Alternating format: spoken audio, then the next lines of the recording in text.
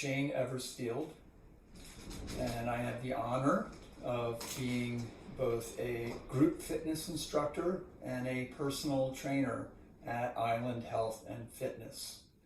I'm grateful to be part of this community, and like you, I miss the sense of community and camaraderie, and I look forward to returning. For now, I think all of us need to just be patient and be calm and enjoy the stillness. And stillness is something that for a lot of us is not easy to be with. So, Island Health and Fitness. Fitness is something that we all strive for, along with health. And fitness occurs through a cycle. And that cycle includes, in this order, stress, recovery, and then adaptation. So when we go to Island and we get on the elliptical, or we lift weights, or we swim in the pool, we are orchestrating stress for our bodies, both for our muscles, our bones, and our cardiovascular system, as well as our endocrine system. And through that stress, when we're exercising or training, the next step is recovery. So we finish, we take a shower, have something to eat, rest, and allow our bodies to recover, support our bodies in recovering, so that we can come back the next day or the following day and try some more stress. So in that course, what happens is we adapt, and the adaptation is the actual fitness that we seek. That adaptation is growth and improvement, strength, endurance, balance, quickness, agility, all the things that we strive for. So stress, recovery, adaptation. And so the fitness cycle begins with the stress. And we're all familiar with that when we come into the gym. Now, you may, when you walk into the gym, have apprehension about the discomfort you're going to experience when you're doing your training, that is stressing your body. And this is a natural response, is we all have reservations and a little bit of fear about stress.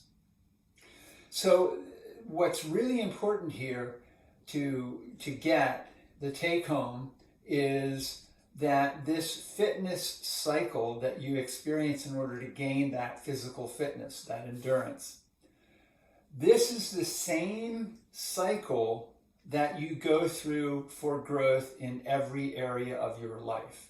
Not just your physical fitness, but your mental fitness, your emotional fitness, your spiritual fitness.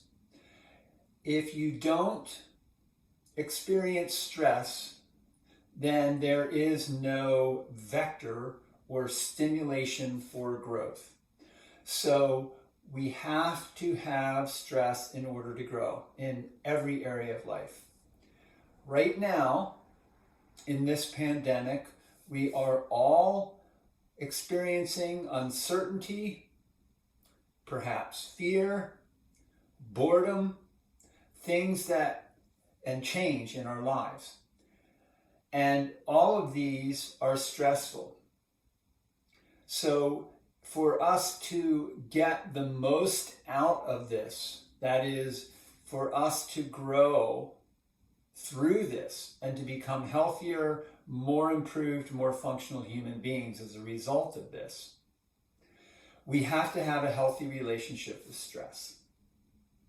So when we train in the gym as athletes, and everyone is an athlete, both a fitness athlete and a life athlete. So when we go to the gym and train, we are conscious about choosing that stress. Doesn't mean we're going to like it, but we are going there with the intent, the choice to orchestrate stress for our bodies. We're now in a time in which we're experiencing stress. The important thing here, in order for us to maximize our potential for growth and adaptation during this pandemic, is our ability to relate to the stress in a healthy way. So the healthy way of relating to stress is responding to stress. If we avoid stress, there's no growth. If we react to stress, we are pushing back. We are resisting it. So, for instance, I go to the gym, I do my swimming, I am choosing that stress because I know that I will get growth and fitness out of it. But in my everyday life, do I have the same ability to recognize the stresses that are arising every day in my life as opportunities for growth? And again, right now in this time, we really want to be looking for what is the opportunity here? How can we grow? How can we adapt? So our relationship with stress is really important. And exercising each day not only gives you the physical fitness, but it also helps you to build skills, life fitness skills, that you can use so that when stress arises every day in your life, through your relationships, through your job, through the uncertainty that we're experiencing right now, through the confinement that we feel, that when these stresses arise, we can recognize the opportunity for growth. So recognizing that opportunity requires those skills. So through a little bit of meditation here, let's look at a skill, a attitude that can help us when we are experiencing stress. And the skill that we're going to work with today, it may sound kind of crazy as a way of dealing with stress, but we're going to look at curiosity. That is, when a stress arises, rather than allowing our fear to grip us and then we react or push away, we want to kind of lean into that stress a little bit. We want to use our curiosity. What does curiosity do? Curiosity opens your awareness. It sharpens your senses. When our senses are really sharp, then we can learn, we can grow, we can be very present and make brilliant decisions in the moment, in the face of uncertainty. I had the great fortune of studying with Peter Ralston a long time ago when I lived in Hawaii. Peter had a saying, true awareness arises out of not knowing. Now that seems crazy in our modern age where we run to the computer and search to find answers when we have questions. But it takes courage to be with the question, to be with the quest. So curiosity is one skill that helps us to lean in, as I said, into that uncertainty, into that stress. And through curiosity, to find the way to respond rather than reacting or avoiding. So we're going to do a really simple guided meditation here, just to get the experience of curiosity.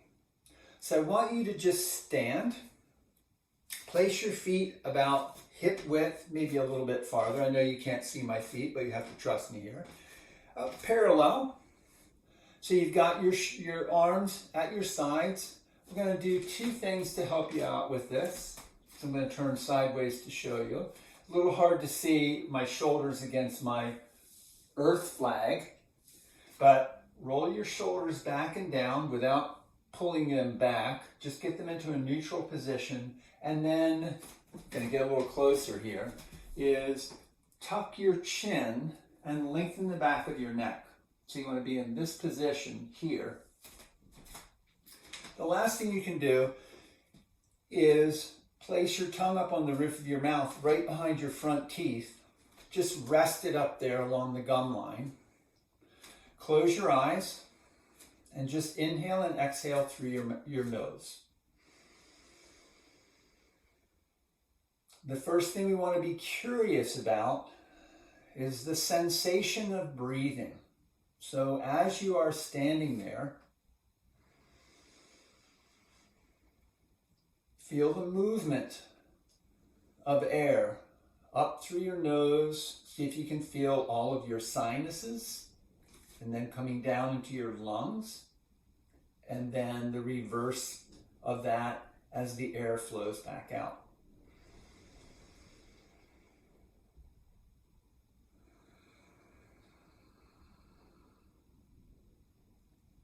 So what we're observing, or what we're being curious about, is the movement of the air, the sensation of the movement of the air.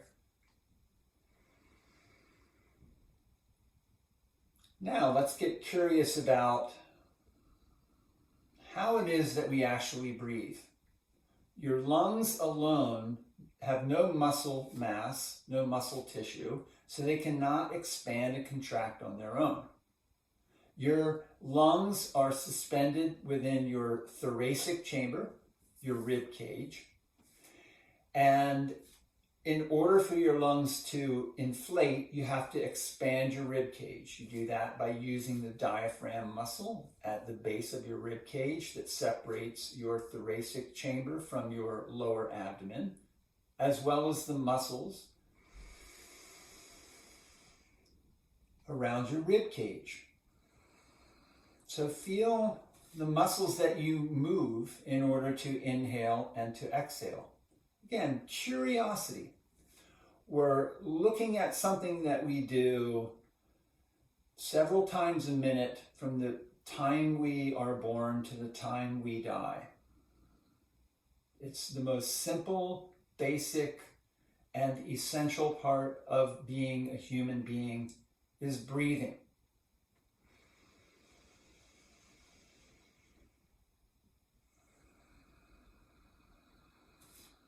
So breath is movement. It's movement of air from your nose or your mouth into your lungs and back out. It's movement of muscles and bone in order to expand and contract your thoracic chamber, so your lungs then move to inflate and move to deflate. So this is the most fundamental of all human movements, and we're just experiencing that and exploring it with curiosity. Now, bring your awareness into the soles of your feet. Feel where there is pressure in the soles of your feet. That is where you are weighting your feet, where the body weight is pressing your feet into the floor. And feel where there may not be any pressure in the soles of your feet. For instance, possibly under your arches. Just be really aware of the sensation of pressure and the difference in different regions of your feet. So you have lots of pressure sensor nerves in the soles of your feet. Many, many. And these are constantly informing you about your balance.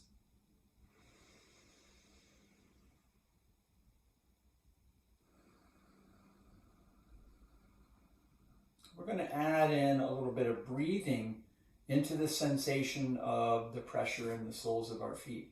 So as you inhale, draw air up or energy up through your feet up through your legs and bring it into your belly. And then as you exhale, press the air and the energy back down through your legs and exiting out through your feet back into the earth again.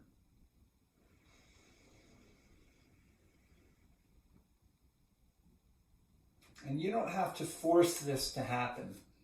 This energy naturally does rise up into your body and descend back into the earth as you breathe, whether you're aware of it or not.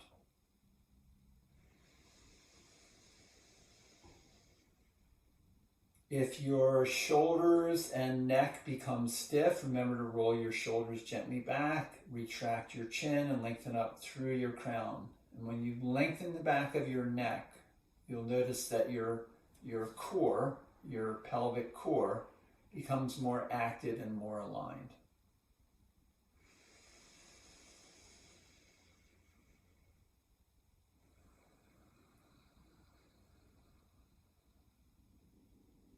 Now, using your inner vision, your inner sense of feeling, and fueling that with your curiosity, see if you can find your hip sockets, where your legs, your femur bones, connect into your pelvis.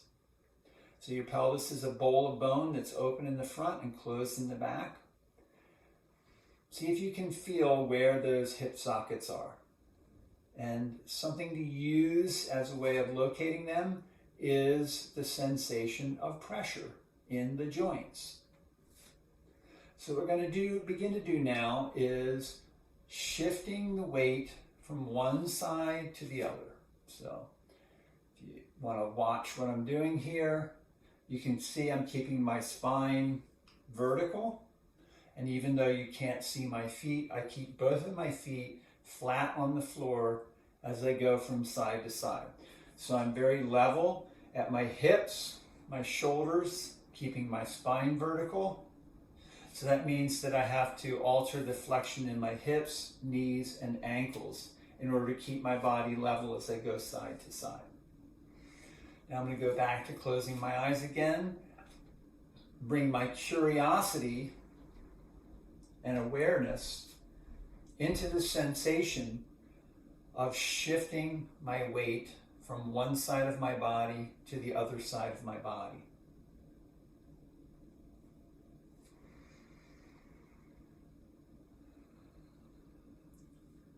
So focusing on your pelvis. First, feel your pelvis as that bowl of bone. Feel where your hip sockets are. With movement now, as you shift your weight from one side to the other, you can really feel the movement of each hip socket and the change of pressure at the hip socket. So as the weight increases, the pressure increases. As the weight decreases, the pressure decreases. Now we're going to play with a little image here to help you with the balance and alignment. And alignment is really key for all of our training when we're at island exercising. We have to have good alignment in order to be efficient, in order to avoid injury, and to improve performance. So what we're going to do for alignment now is imagine you have a laser beam at each hip socket, and that laser beam is projecting down to the center of the earth.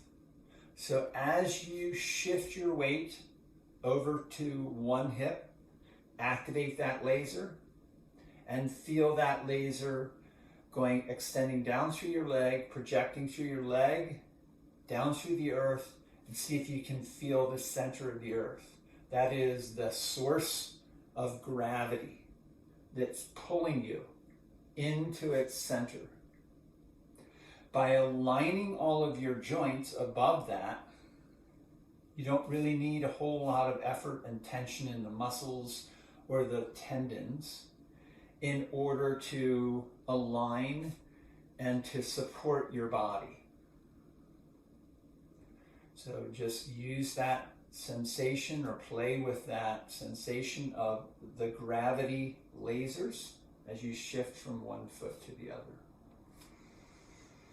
Now, based on the sensations that you feel in your hips, you may want to change the stance of your feet a little bit. Maybe a little wider, maybe a little narrower, maybe turn your feet in or turn your feet out a little bit, whatever feels right. So again, we're using a heightened sensation, we're using the curiosity to really delve deeply into the sensations and to make adjustments. So this curiosity is really important when we're exercising. Even when you're doing something that you've done 100 or 1,000 times, if you can bring curiosity in, you can do it. You can improve your way of doing that. You can have better biomechanics, be more efficient. There is literally no limit to how you can work with this curiosity, this sense of increasing your perceptive capacity. In this case, we're focusing on the perceptions that we feel deep inside the body. And lastly, as this part of this guided meditation, is let's explore with our curiosity how it is that we are shifting the weight from one side of the body to the other. So there's essentially two polarities or two extremes to this. One is pushing from one leg to get over to the other leg. So from your hip, you push down through the foot to move yourself over to the other side. This takes some effort in order to make this happen. There's another way of doing it in which we have a better alliance with gravity. That is, we're going to use gravity to move the body from one side to the other. So rather than pushing off of the supporting leg to get the weight to the other side, you're going to delve so deep into your sense of your inner feeling that you can very slowly fall from one side to the other without the need to push. So as you shift from one side to the other, a way that may help you to get this sense of slowly and controlling your fall is imagine you have a vessel inside your belly, just below your navel, about 2 inches below your navel and deep in next to your spine. So that vessel, in order to get your weight to go over to one side, you're going to tip the vessel to that side and pour the energy through that hip, down through that foot to the center of the earth. Then slowly tip the vessel until it begins to pour through the other side and let your weight follow that. So that now you have the sensation of using gravity to get from one side to the other without the need to push and to use force. What we're doing here is we're tapping into gravity and using gravity as our source of power rather than generating the force with our own body. So you feel that sense of pouring the weight from down one leg and then pouring the weight down the other leg as you shift from one side to the other. And what you discover, or what happens then with your muscles in your legs, in your hips, your feet, and so forth, is that rather than contracting the muscle and making it rigid, that you keep the muscle relaxed, you allow for more precise alignment of your skeleton, all the way from your foot to your head, so that your muscles will naturally just compress without tensing. So there's a difference between allowing the muscle to compress and actually tensing it.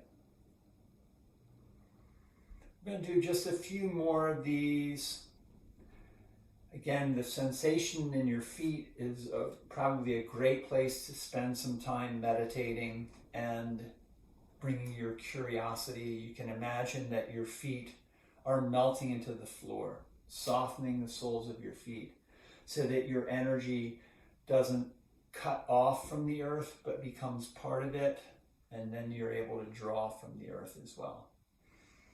Just a few more of these.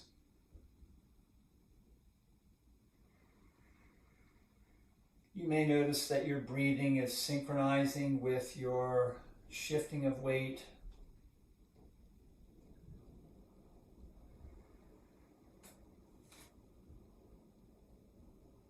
So as we come out of this meditation, you can open your eyes if you'd like. Come back to center. You can keep going if you want. This simple moving meditation, again, by bringing curiosity into the most basic of human movements, the breathing, and then shifting weight from one side to the other, one leg to the other. These are two primary movements that we've been doing since we were toddlers. And yet, by bringing curiosity, we discover them in a newer and deeper way. And it improves our ability to move. So to wrap this up, how do we respond to the pandemic that we're experiencing right now, the uncertainty? Our natural response to uncertainty, actually reaction, is one of fear. We often find that uncertainty and fear are like synonymous with each other. And through this sense of curiosity, if we can, again, lean into that uncertainty a little bit, when we bring that level of awareness in, we can discover and experience just what we need to know in order to navigate, in order to move gracefully through these times. So it's going to require a lot of patience, a lot of curiosity for us to get through this, and we will. So again, stress, recovery, adaptation. The key here is to develop that healthy relationship with stress so that we are able to use the stresses we experience in our daily life to grow and to learn in the same way that we use the stress of exercise to make our bodies stronger. So I look forward to our reunion back at Island. This is for me my real sense of community. I feel so honored to be a part of the Island community, and I look forward to seeing all of you there. Thank you, and I wish you health and patience and curiosity.